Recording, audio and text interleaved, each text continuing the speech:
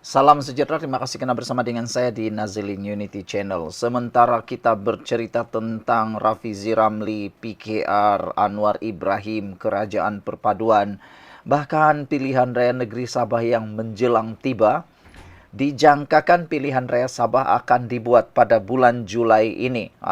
Itu dijangkalah. Jangkaan mengatakan bulan Julai ini adalah pilihan raya negeri Sabah. Siapa yang akan menang, semuanya bergantung pada undi Anda. Terkini, Anwar Ibrahim sudah menyatakan kesediaan untuk membantu Sabah. Bahkan terkini juga dengar-dengarnya lah, kita dengar rancangan-rancangan di luar sana mengatakan bahwa GRS mungkin akan bekerja sama dengan Pakatan Harapan. Tapi ramai juga yang menganggapnya sebagai satu tindakan yang kurang bijak kerana mungkin akan menyebabkan GRS tidak mempunyai kerusi. Okelah, apabila pendapat Anda semua. Baiklah. Hari ini kita dikejutkan dengan pengumuman SPRM menyita aset harta bernilai 32 juta ringgit dari kediaman Tan Sri. Bayangkan gilanya punya banyak harta bernilai 32 juta ringgit dari kediaman Tan Sri. Ini bukan satu jumlah yang kecil, ini satu jumlah yang besar. Harap-harapnya 32 juta ringgit itu bukan duit atau uang tunai. Kalau dia uang tunai, oi banyak gilo nih. Siapa Tan Sri yang dikatakan ini kita nak tahu juga lah kan. Oke. Di Kuala Lumpur, pelbagai aset melibatkan tas tangan, barangan kemas, kenderaan mewah, jam tangan, wang tunai. Ada wang tunai disita Suruhanjaya Pencegahan Rasuah Malaysia SPRM. Selain kediaman mewah, keseluruhannya dianggarkan berjumlah 32 juta ringgit dipercayai milik seorang pemegang konsesi Lebuh Raya bergelar Tan Sri. Ia susulan melibatkan penyelewengan dana sukuk pembinaan Lebuh Raya di Lembah Kelang. Nak tanyalah, waktu isu ini ataupun penyelewengan dana sukuk ini, agak-agaknya siapa Perdana Menteri waktu itu? Siapa kerajaan waktu itu? Itu pertanyaan yang bagus. Jangan-jangan ada kaitan lagi dengan pemimpin-pemimpin besar. Ikan-ikan jerung nih. Ini yang betul-betul kita tunggulah. Oke. Tapi sebelum itu jangan kamu marah. Saya kongsikan dulu dengan kamu produk yang saya bisnis sekarang. Produk part time lah kan. Kamu sokong lah, jangan marah. Orang kata kalau kita kongsi perkara yang baik, orang dapat perkara yang baik, kita semua dapat pahala rezeki yang masing-masing lah. Oke, hari ini saya kongsi dengan kamu ini produk For Life Transfer Factor. Produk ini adalah produk bukan obat tapi molekul imun yang membantu molekul imun kita menjadi kuat. Ringkas cerita, badan kita nih kena penyakit sebab imun badan kita lemah. Apabila imun badan kita lemah, penyakit pun mudah datang. Ada juga imun badan kita yang terlalu bodoh sehingga dia serang diri kita sendiri, itu autoimun. Untuk mau membaiki badan kita yang sakit, mudah saja sebenarnya. Bukan karena obat, tetapi apabila imun badan kita menjadi kuat, menjadi bijak dan bertindak balas menyembuhkan kita sendiri dari dalam. Itulah yang kita tunggu-tunggu. Saya kongsi ini sebab saya sudah rasa. Kalau sudah sakit, baru bertindak, berapa ribu pun kita sanggup. Betul, percayalah. Tapi waktu sehat kamu kata dia mahal. Sebenarnya untuk mendapatkan produk ini sangat mudah dan sangat murah berbanding kualiti hidup kita yang sangat baik itu. Kalau berminat, tolong baca nomor telepon, kontak number yang ada di sebelah kiri saya ini. Cepat-cepat beli sebelum kamu terlambat. Macam itulah kan. Oke, kongsikan kepada semua orang. Sebentar tadi saja saya sudah berkongsi dengan seorang yang ada gout kronik sehingga tak boleh bergerak. Dia kata dia mau beli sebab dia mau sehat. Bagaimana pula dengan Anda? Ia membantu untuk gout kronik. Ramai penonton dalam channel saya ini yang sudah berusia dan mungkin ada gout.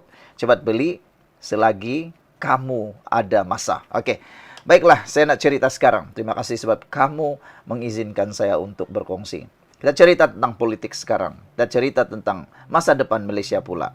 Hari ini disahkan pihak SPRM menyita harta bernilai 32 juta ringgit. Dia apabila melibatkan penyelewengan dana sukuk, pembinaan lebuh raya di Lembah Klang. Gila, punya banyak duit, 32 juta ringgit. Memang tak serik-serik lah mereka nih kan. Menurut sumber, sitaan itu susulan penggeledahan oleh bahagian siasatan SPRM di 2 kediaman milik individu berkenan yang terletak di ibu negara hari ini. Menerusi penggeledahan ini, SPRM telah menyita 217 unit jam tangan mewah pelbagai jenama yang dianggarkan berjumlah 5 juta ringgit, 27 utas jam tangan berjumlah lebih 1 juta ringgit, dan barangan kemas berjumlah lebih 4 juta ringgit. Gila, punya banyak. Apalah yang dia buat dengan jam 217 unit ini ya. Lepas tu ada lagi 27 unit tas tangan berjumlah 1 juta ringgit. Dan barangan kemas 4 juta ringgit. Aku tak boleh hadam lah. Orang-orang macam ni kan, tamak sangat haluba. Sudah ada banyak duit, entahlah apa dia buat. Beli jam 217 unit. Buat apa begitu banyak barang? Lepas tu melalui penyelewengan dana lagi tu. Kalau betul-betul lah ini adalah penyelewengan dana dan tersabit salah, ini memang luar biasa jahatnya.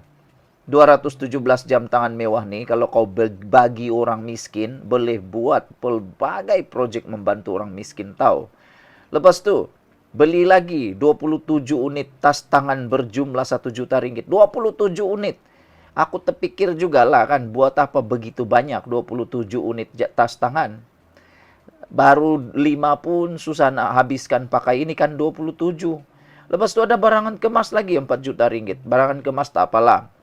Itu boleh buat satu pelaburan. Tapi jam tangan mewah ni buat apa? Ini yang aku hairan. Menerusi penggeledahan itu juga SPRM turut menyita 9 unit kendaraan mewah seperti Bentley. Kereta Bentley itu. Mercedes-Benz, Range Rover bernilai hampir 7 juta ringgit.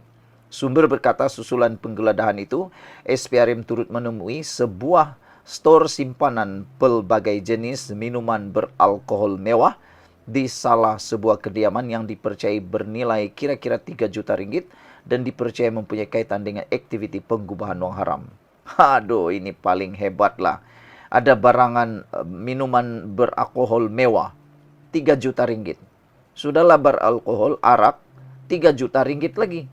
Aduh, ini memang betul-betul luar biasa, punya sakau lah.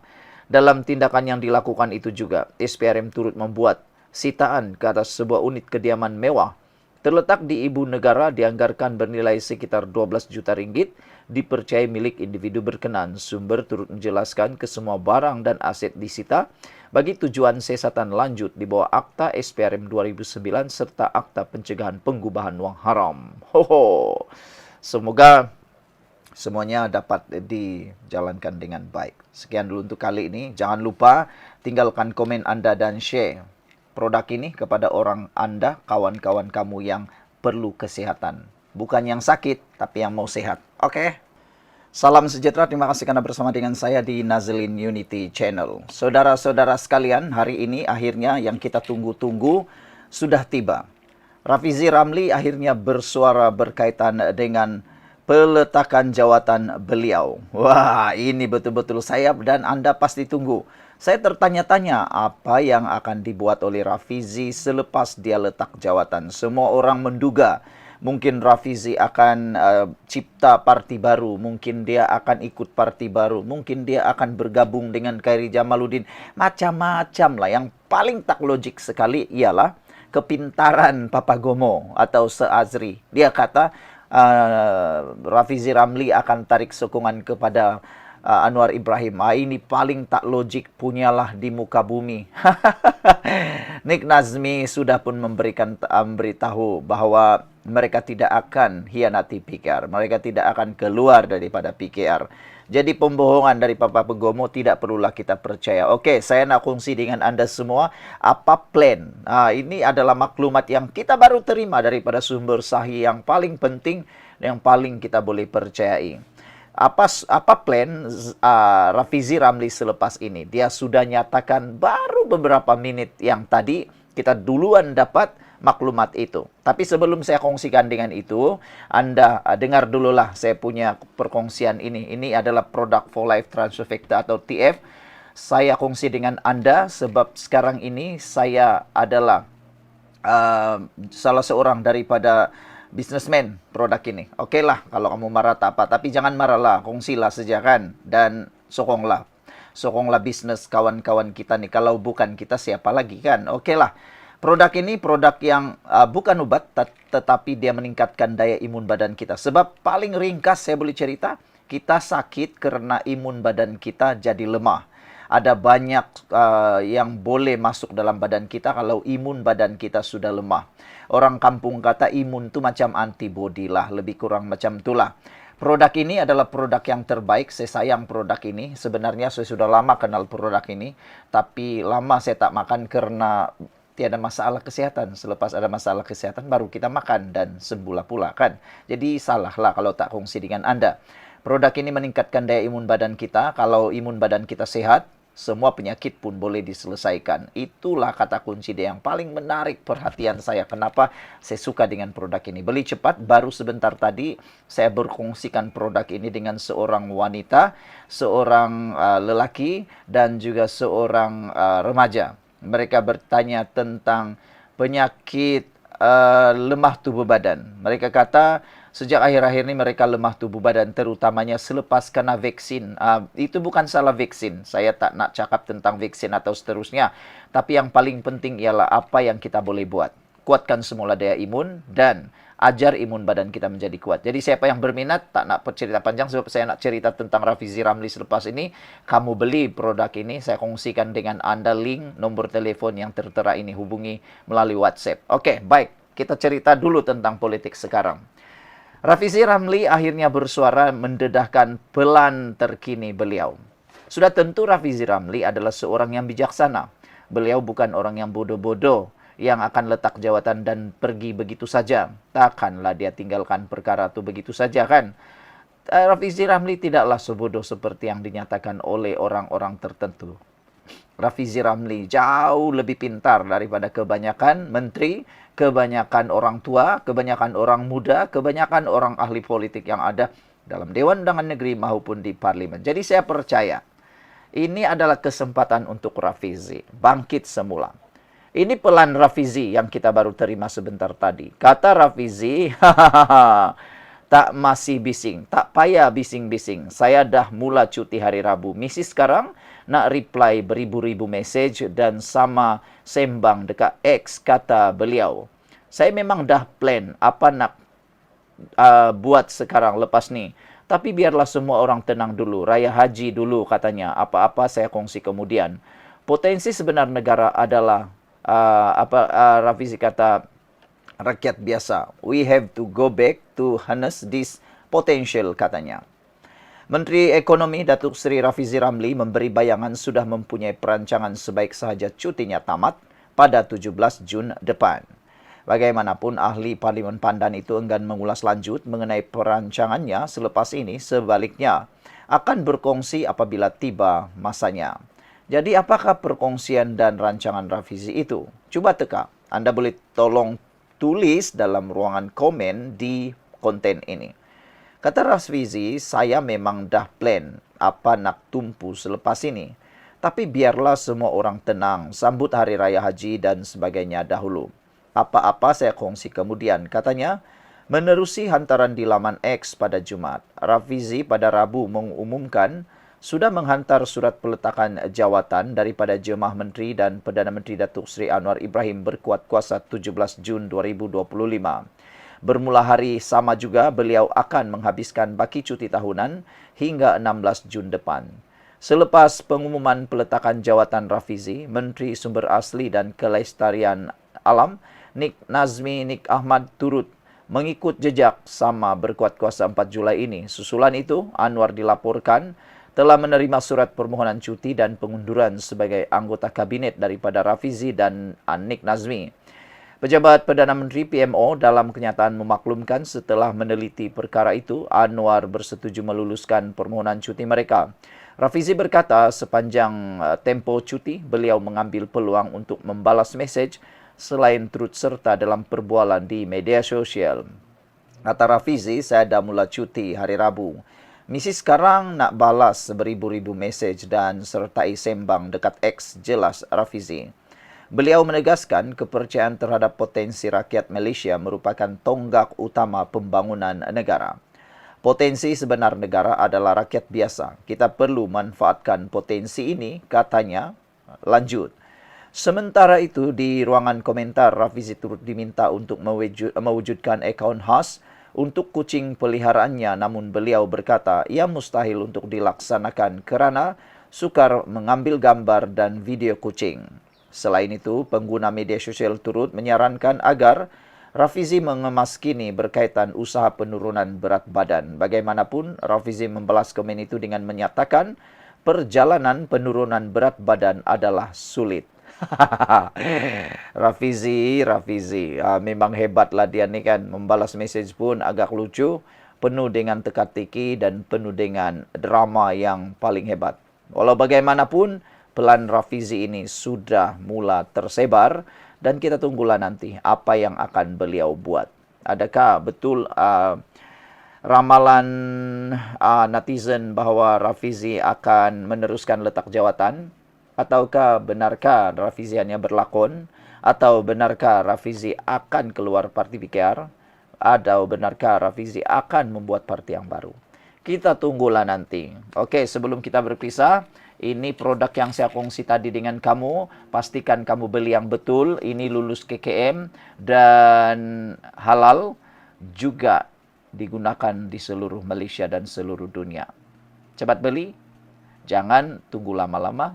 Nanti menyesal. Jumpa lagi.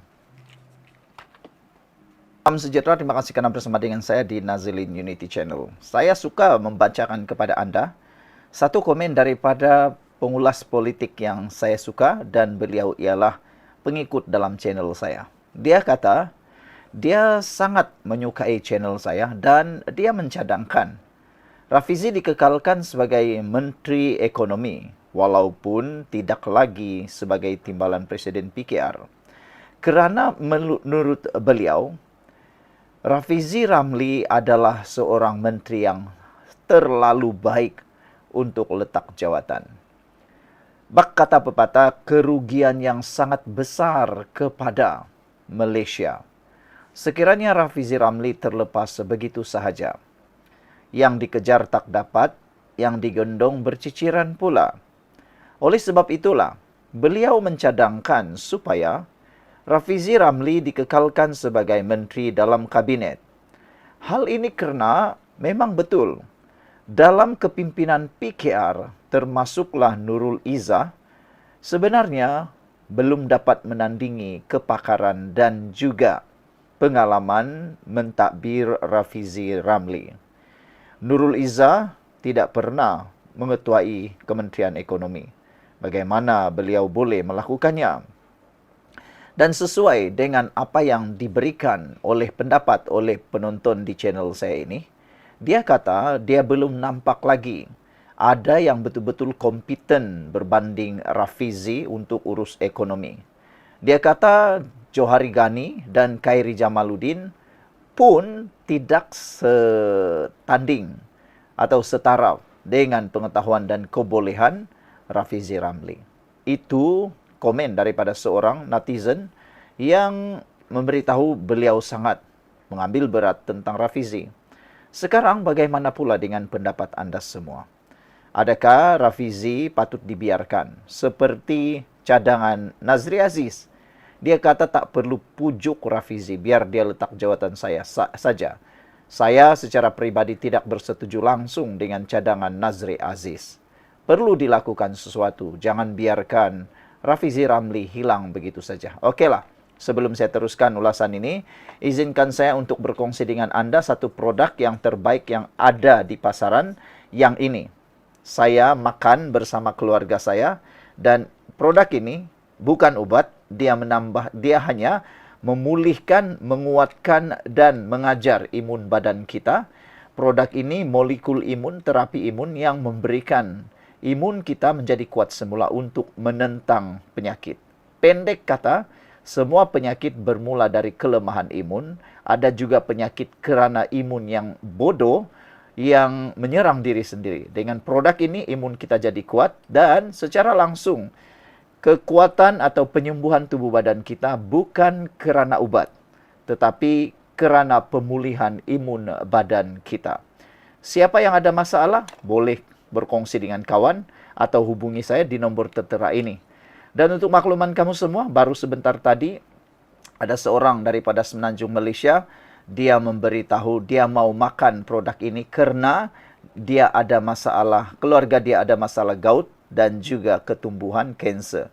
Saya sudah cadangkan dan semoga beliau dapat manfaatnya. Baik, kita sambung lagi cerita. Apa yang dicadangkan oleh rakan sahabat di dalam channel ini sebenarnya telah pun dikemukakan lebih awal oleh penganalisis politik terkenal Malaysia, yaitu Chi Yee Mun. Beliau kata, ahli-ahli parlimen PKR tidak cukup kualiti untuk menggantikan Rafizi Ramli dan Nik Nazmi jadi menteri. Ini adalah analisis daripada Chin Yee Mun menyokong kepada pendapat rakan penonton yang memberikan komen dalam channel saya tadi itu. Jadi, apabila Nazri Aziz memberikan komen, dia kata biarkan Rafizi, jangan pujuk, kelihatannya di sana seakan-akan ada mesej tersirat, ada udang di sebalik batu. Mungkinkah Nazri Aziz mahu sesuatu? Mungkinkah Nazri Aziz sebenarnya mahu lakukan sesuatu dengan kabinet? Mana tahu kan tiba-tiba dia berminat pula dengan jawatan menteri. Ataupun dia dapat melihat bahawa ini masanya mungkin untuk UMNO BN sekali lagi jadi berdominan kalau tiada Rafizi. Sebab kita tahu pada tahun 2021 ketika Rafizi bercuti panjang, apa yang jadi? Berlaku kelesuan melampau dalam Pakatan Harapan. Kempennya lesu, diserang habis-habisan oleh musuh, berdiam saja, seakan-akan mereka hilang panglima perang. Mereka hilang hala 7 perang. Kalau perang nih, kalau tiada panglima pun mati juga. Kalau perang nih, dia tak tahu nak pergi ke mana pun mati juga. Kalau perang nih, tiada strategi perang pun susah juga. Paling penting sekali, dalam peperangan ada seorang jeneral yang bijak berkata-kata, selain memberikan motivasi, juga memberikan arahan yang tepat. Arahan yang mudah jelas difahami. Itulah mungkin kebolehan Rafizi yang ramai tidak dapat tandingi. Itu sebabnya Rafizi tidak boleh dibiarkan. Jangan terpengaruh dengan apa yang dikatakan oleh Nazri Aziz. Penganalisis politik berkata rombakan kabinet akan membolehkan Anwar melantik lebih ramai ahli parlimen muda memegang portfolio kurang berat. PKR tidak mempunyai ahli parlimen yang berkebolehan yang cukup untuk mengisi jawatan menteri ditinggalkan oleh ahli parlimen Pandan, Rafizi Ramli dan ahli parlimen Setiawangsa, Nik Nazmi Nik Ahmad. Menurut seorang penganalisis, Chin Yee Mun dari Universiti Tunku Abdul Rahman berkata, dengan senarai panjang ahli PKR yang ada, ia mungkin tidak sukar untuk Perdana Menteri Anwar Ibrahim mencari pengganti Rafizi yang memegang portfolio ekonomi dan Nik Nazmi sumber asli dan portfolio kelestarian alam sekitar. Beliau mungkin mempunyai kuantiti tetapi tidak mencukupi orang yang berkualiti untuk menjadi menteri, terutamanya untuk menggantikan Rafizi yang memegang portfolio ekonomi. Anwar akan menghadapi kesukaran mencari pengganti yang sesuai untuk mereka berdua. Satu-satunya jalan keluar ialah merombak jemaah menteri dan ini mungkin membolehkan beliau melantik lebih ramai ahli parlimen junior daripada partinya untuk memegang portfolio kementerian yang kurang berat dan membiarkan yang lebih senior mengambil alih portfolio yang lebih besar, katanya. Semalam Nik Nazmi berkata beliau meletak jawatan sebagai menteri selepas gagal mempertahankan jawatan naib presiden PKR pada pemilihan parti. Beliau dan rakan seperjuangan Rafizi yang kehilangan jawatan timbalan Presiden PKR kepada Nurul Izzah. Ditanya mengenai tugas berat yang menanti Anwar, Chin berkata ramai dalam PKR tidak berpengalaman dalam menerajui kementerian. Menjadi menteri bukan tentang melaungkan slogan atau mengetuai demonstrasi jalanan atau menyiarkan mesej di media sosial. Ia menangani perkara-perkara penting dan mendesak dalam negara. Menteri juga perlu menguruskan kementeriannya dan berurusan dengan birokrasi kerajaan. Secara umumnya, kebanyakan ahli parlimen PKR tidak mempunyai pengalaman seperti itu. Beliau juga berkata sudah terlalu lewat untuk melatih ahli parlimen PKR untuk jawatan menteri. Memandangkan kerajaan yang tinggal kira-kira 2,5 tahun lagi di Putrajaya, tidak ada masa untuk belajar. Mereka mesti melaksanakannya. Chin berkata, Anwar yang merupakan Presiden PKR boleh mempertimbangkan untuk melantik timbalannya Nurul Izzah, malah istrinya, Wan Azizah, ke dalam jemaah menteri. Tetapi adalah tidak bijak untuk berbuat demikian. Dia akan dituduh nepotisme, tuduhan yang timbul selepas pemilihan parti. Selepas Nurul Izzah memenangi jawatan nombor 2, dia tidak boleh untuk berdepan dengan perkara itu lagi. Dan jika dia melantik seseorang dari luar partinya, dia perlu menjawab kepada penyokongnya dari dalam partinya, katanya lagi. Saudara, itulah masalah besar yang sedang dihadapi oleh Anwar Ibrahim jika beliau tidak memujuk Rafizi dan Nik Nazmi. Jadi, sebelum kita berpisah, sekali lagi saya tunjukkan kepada Anda ini produk yang betul, lulus KKM, halal, dan sudah menjawab pelbagai persoalan masalah kesihatan penyakit orang yang ada di Malaysia dan di seluruh dunia. Kalau berminat, PM dalam konten ini. Sekian dulu untuk kali ini. Jangan lupa tinggalkan komen Anda. Bye-bye.